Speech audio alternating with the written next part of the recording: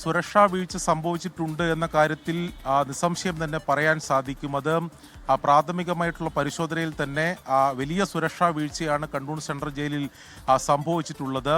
ഇത്രയും കൊടും ക്രിമിനലായിട്ടുള്ള കുറ്റവാളി ആ കുറ്റവാളി വളരെ എളുപ്പത്തിൽ ഇവിടുന്ന് ജയിൽ ചാടിപ്പോകുന്നു എന്ന രീതിയിലൊക്കെയാണ് ഇപ്പോൾ വിവരങ്ങൾ പുറത്തു വരുന്നത്. അതായത് 10ാം ബ്ലോക്കിലെ ബി സെല്ലിലാണ് ഗോവിന്ദസ്വാമി ഉണ്ടായിരുന്നത്. ഇപ്പോൾ പോലീസ് ഉൾപ്പെടെ അനുസരിച്ചും 1:30യോടെയാണ് ഗോവിന്ദസ്വാമി ജയിലുള്ളത്. ആ സെല്ലിന്റെ ഇരുമ്പ് ഇത് മുറിച്ചു മാറ്റുന്നു. അതിനുശേഷം പുറത്തേക്ക് ഇറങ്ങുന്നു. അതിനുശേഷമാണ് ഈ മതിൽ കവാടം. നമുക്കറിയാം, കണ്ണൂർ സെൻട്രൽ ജയിലിൽ ഏകദേശം 7.5 അടി ഉയരമുള്ള മതിൽ കവാടമാണ്.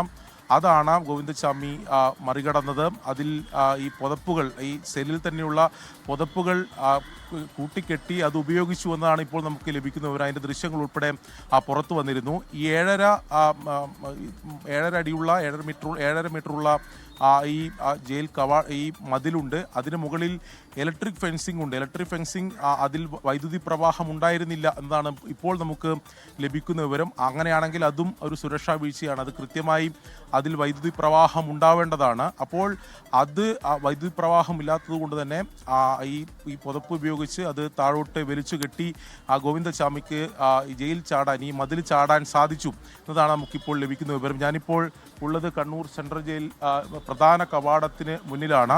ഇവിടെ നിന്ന് നമ്മൾ കണ്ണൂർ ഭാഗത്തേക്ക് പോകുന്ന റോഡിൽ ആകാശവാണി നിലയത്തിന് തൊട്ട് സമീപമാണ് മതിൽ ചാടിയ ഇടമുള്ള. അതിൻ്റെ ദൃശ്യങ്ങൾ ഉൾപ്പെടെ നമുക്ക് ലഭിച്ചിട്ടുമുണ്ട്. അതായത് ഈ മതിലിനോട് ഭാഗത്ത് മതിലിന് മുകളിൽ ഇലക്ട്രിക് ഫെൻസിംഗ് ഉണ്ട്. ഫെൻസിങ്ങിൽ വൈദ്യുതി പ്രവാഹം ഉണ്ടായിരുന്നില്ല.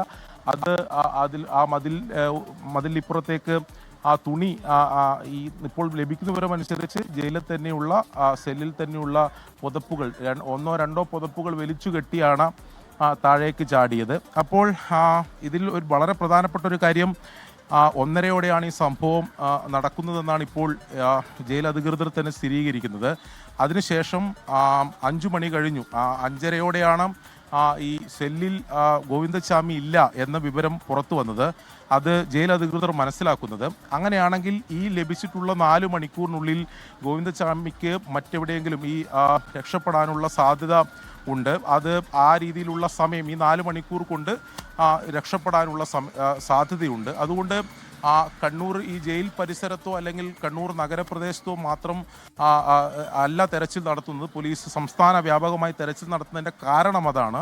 മറ്റെവിടെയെങ്കിലേക്കും ഒരു ഒളിവ് താവളത്തിലേക്ക് ഗോവിന്ദസ്വാമിക്ക് രക്ഷപ്പെടാനുള്ള സമയം ലഭിച്ചിട്ടുണ്ട് എന്നതാണ് ഏറ്റവും പ്രധാനപ്പെട്ട കാര്യം. ഇതിൽ നേരത്തെ വിവരങ്ങൾ നൽകിക്കൊണ്ടിരിക്കുന്നത്.